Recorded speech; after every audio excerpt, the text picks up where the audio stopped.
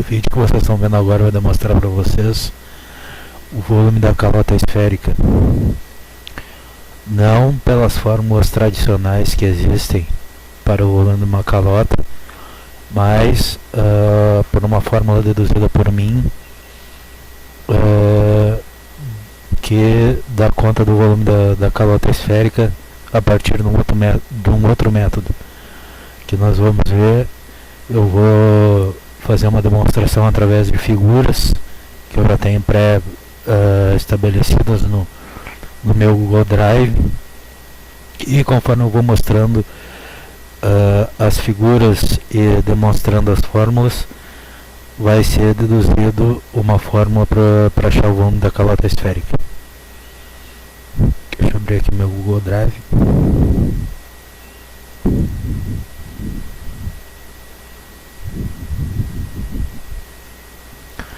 Bom, aqui como vocês podem ver tem um cilindro,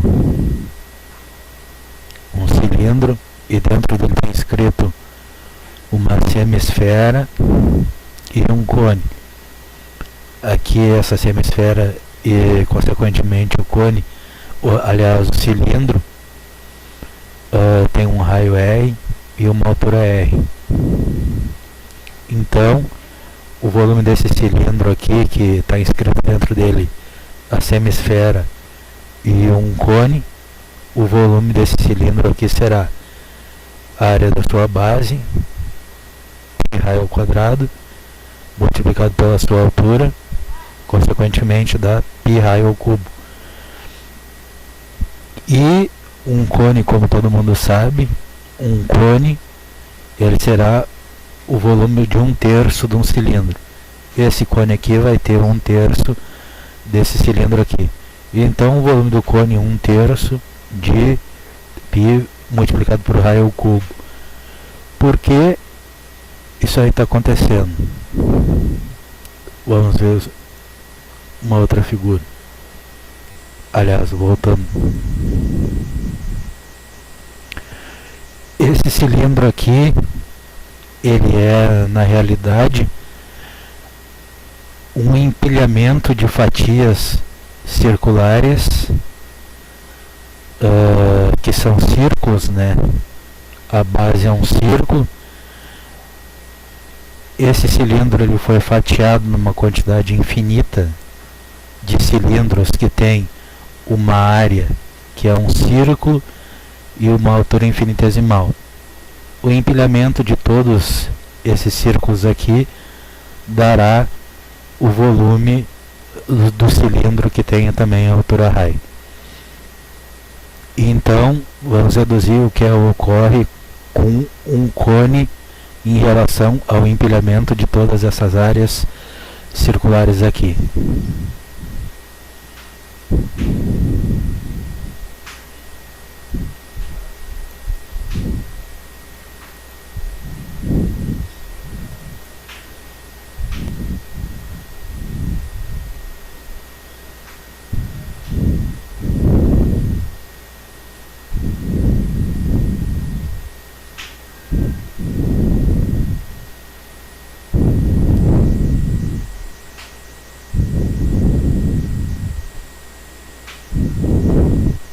Ocorreu um pequeno acidente, eu acabei desconectando o Google Drive, mas voltando para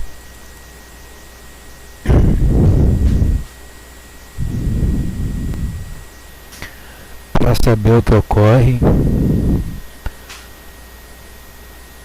desse cilindro aqui, para deduzir o volume de um cone, o que ocorre no empilhamento das áreas circulares que compõem o cilindro na altura.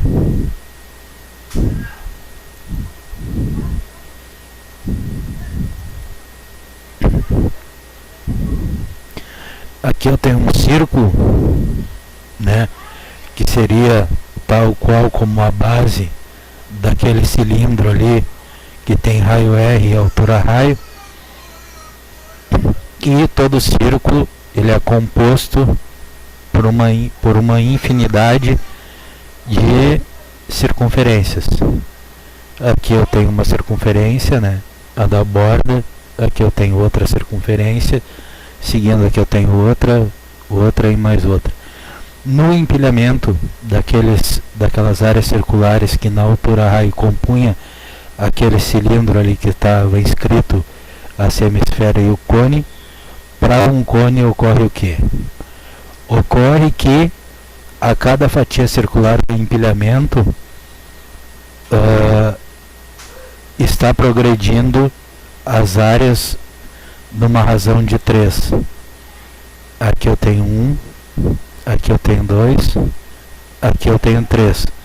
E então, numa suposição ao que seria a primeira área circular, que seria a base daquele cone, a primeira seria um círculo completo. Já a segunda fatia do empilhamento, ela consumiria 3 unidades de área. A segunda fatia, por suposição do empilhamento, que é uma infinidade de áreas circulares, ela consumiria mais 1, 2, 3. O terceiro círculo do empilhamento daquele cilindro consumiria mais 3.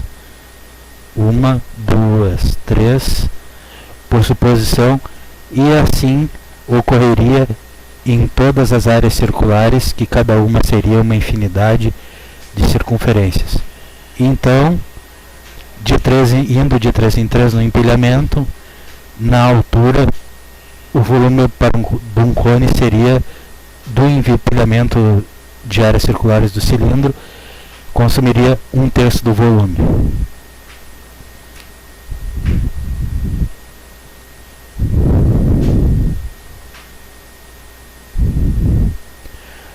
Já agora, para a semisfera, ocorreria algo diferente.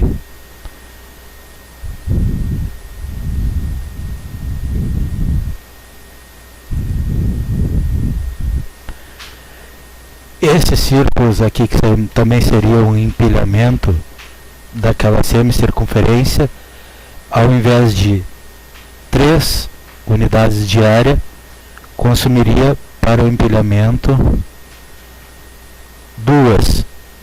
Consequentemente, 1, 2, o empilhamento na altura, aquela semisfera teria um volume muito maior, e em relação a um cone que consumiria 3, e no empilhamento do cilindro daria 1/3 do seu volume, indo 2 em 2, consumiria 2/3 do volume daquele cilindro que está inscrito a semi-esfera e o cone. O volume de uma esfera é 4π raio cubo por 3, dividido por 2. Volume da semisfera, 2π raio cubo por 3. Esse é o volume da semisfera.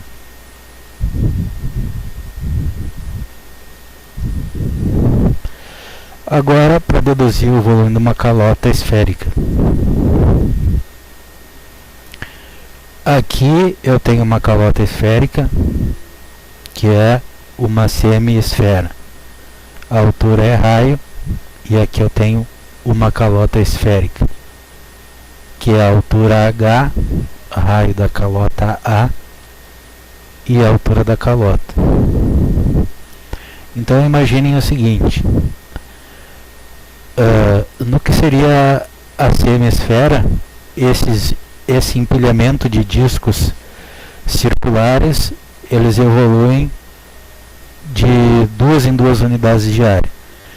Então, destacando uma área de uma calota, para o resto da altura, o volume dos discos dessa calota aqui, já que essa semisfera foi fatiada horizontalmente numa infinidade de áreas circulares, para o volume da calota na altura, o restante dos discos também vão estar progredindo a uma razão de 2 em 2 unidades de área.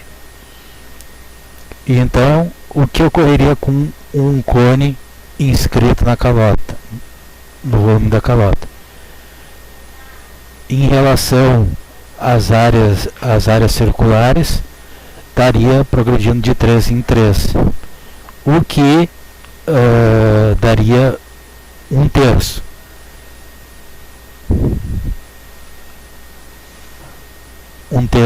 Daria um terço o volume desse cone. Como o restante dos círculos do empilhamento da calota estão progredindo de 2 em 2, o volume da calota será fatalmente 2 vezes mais o volume do que seria um cone inscrito na calota.